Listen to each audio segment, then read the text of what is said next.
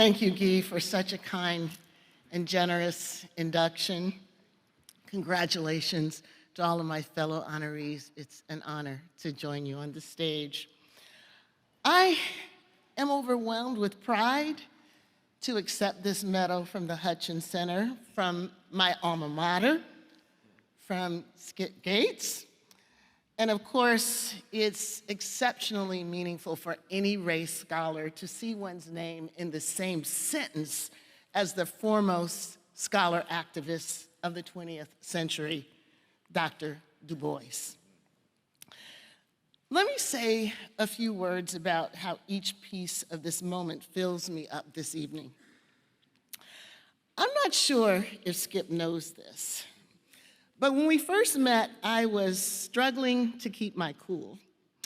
I was a young scholar giving a talk at the law school on mapping the margins, where I'd taken issue with one of Skip's defenses of Two Live Crew.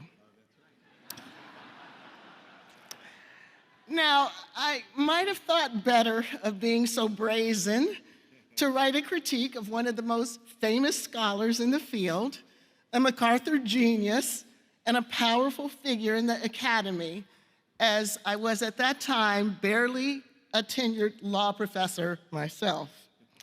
But our little project in the law was an obscure field, barely recognized by folks in Black studies, so how would he know about what I had written, much less that I was on campus to give a talk about it?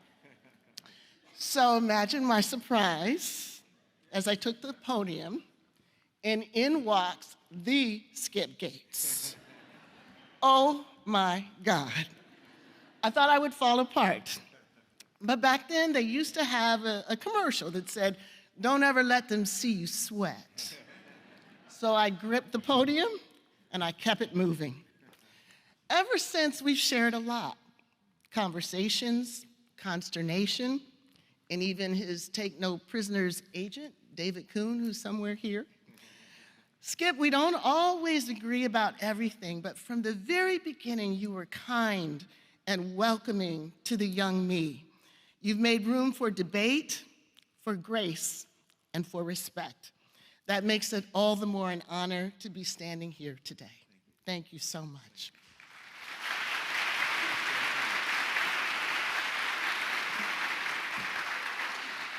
And Glenn and Debbie, thank you so much for making all of this possible. As an alum, it is equally stunning to receive this medal in recognition of my contributions for Black studies. As you can imagine, especially if you know a little bit of my history, it's a bit complicated. When I arrived here 43 years ago this month, freshly minted with a degree in Africana Studies and Government, I was on a mission. At Cornell, Black studies had been my passion, my tool, my analytic, and law was the field to which I planned to apply it. It was a deep connection that stretched all the way back to my childhood. Like most Black families I knew, we had pictures on the wall of those that we should emulate. John Kennedy, Martin Luther King, Jesus. But in the Crenshaw household, we also had a picture of Thurgood Marshall and the photo of the 6 Black congressmen that served during the Reconstruction era. For my parents, this punctuated their identity as race men and women who believed in a Black we that carried the promises of Reconstruction forward, hewing close to the imperative that we lift every voice until victory is won. For my mother, this was literal. No one graduated from her classroom without memorizing all 3 verses of the Black National Anthem. So my belief that law could provide that special incantation, opening the doors to opportunity for the we, came naturally to someone like me, as did the need to study our condition in order to transform it. Black studies, as I understood it, was grounded in a fundamental principle that the yawning inequalities facing the we reflected deficits in the institutions and the practices that create inequality, not in us. We embraced the idea of the promissory note that King had demanded and that was still held at bay a century later. But then came a shocking realization when a notable civil rights figure, you'll have to read my upcoming book to know who it was, told me that Black studies as a discipline was fake, merely me-search, and that I was going to flame out at Harvard. My resolve then was fortified. It was, in fact, my grounding in Black studies that sharpened my view of what was missing in legal education, a concrete understanding of how law participated, facilitated, and insulated the hierarchies that shaped our lives. There was an incapacity to see that extended even to my liberal dean and professors who were at the time dragging their feet and offering courses to explore these questions, or hiring professors who might teach it. I was part of a student movement that sprang to life demanding action. And when it didn't happen, we offered an alternative course, bringing in a variety of professors of color, we called them third world professors back then, to teach Derek Bell's groundbreaking text. Critical legal studies allies gave us independent credit, and with a few twists and turns, out of this student movement came critical race theory, a prism forged by Black and ethnic studies, gender studies, critical legal studies, and applied to race and gender power, and that eventually begat intersectionality. So from standing on the dean's desk in 1982, to standing here today as a recipient of this medal, I can truly say I've come full circle.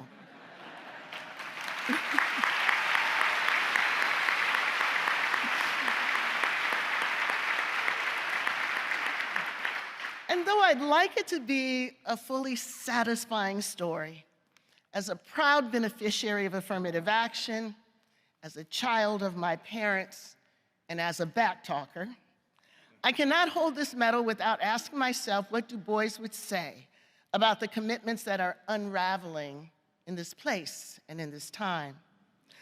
I would imagine that the author of Reconstruction would understand how efforts to undermine equity-based practices in institutions ranging from education to government have spread like an uncontrolled wildfire. It is Redemption 2.0.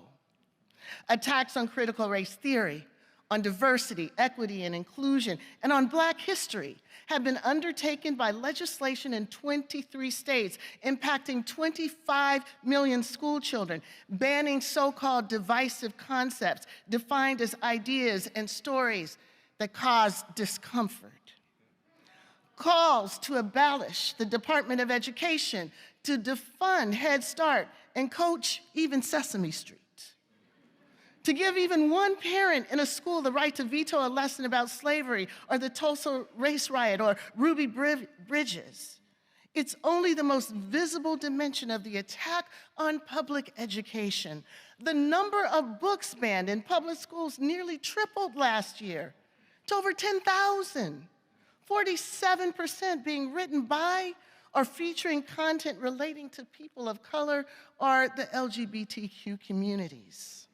At the federal level, 100 groups, including former administration officials, have called for the elimination of the words diversity, equity, and inclusion from all government documents, and for the firing of any employee who fails to object to a training in diversity, equity, inclusion, or critical race theory. And it's not just the products of our presence that are being erased, but the very pipelines that bring us here, as the willing over-compliance to SFFA, the anti-affirmative action case, shows us across the terrain.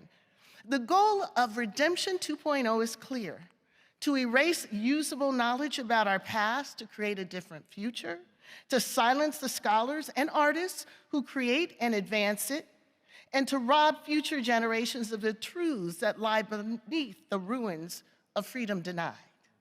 For those of us who study and create Black studies, one thing is 100% clear. It's not a few of us that they're coming after. Every challenge we've made to the status quo, every effort to uncover the truth about the myth of our nation's immaculate conception is at stake. That's why we have to fight to sustain critical thinking about the ways that history stretches into this moment. Without it, our children are only left to understand inequality as a product of our own deficits, that we don't work hard enough, save enough, study enough, plan enough, or try hard enough. And we cannot be selective in what we fight. We have to fight against the censoring of our students as much as we fight against the censoring of our books. We have to fight against the selective use of comfort to suppress uncomfortable conversations, whether it's about the death and destruction in Tulsa 100 years ago or about the death and destruction in the Middle East today.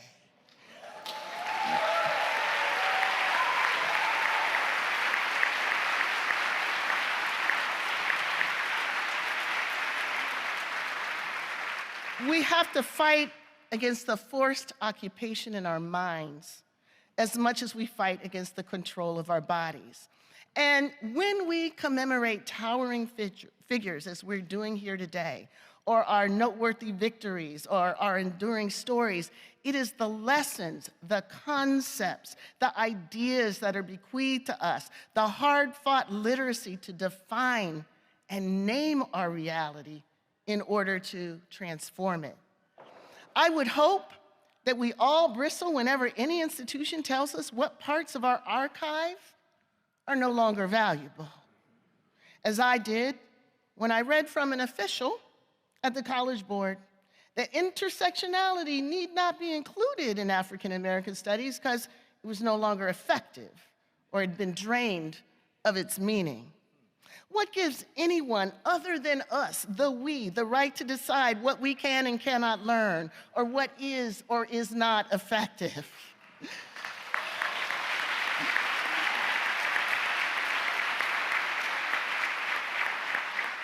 What is our discipline of Black studies for it not to define and to decide what is usable knowledge for us and what is not? So as I take my seat in unending gratitude, let me end with Dr. Du Bois's ever-prescient imperative, tailor-made as a reminder to a nation, a world on edge. Nations reel and stagger on their way. They make hideous mistakes. They commit frightful wrongs.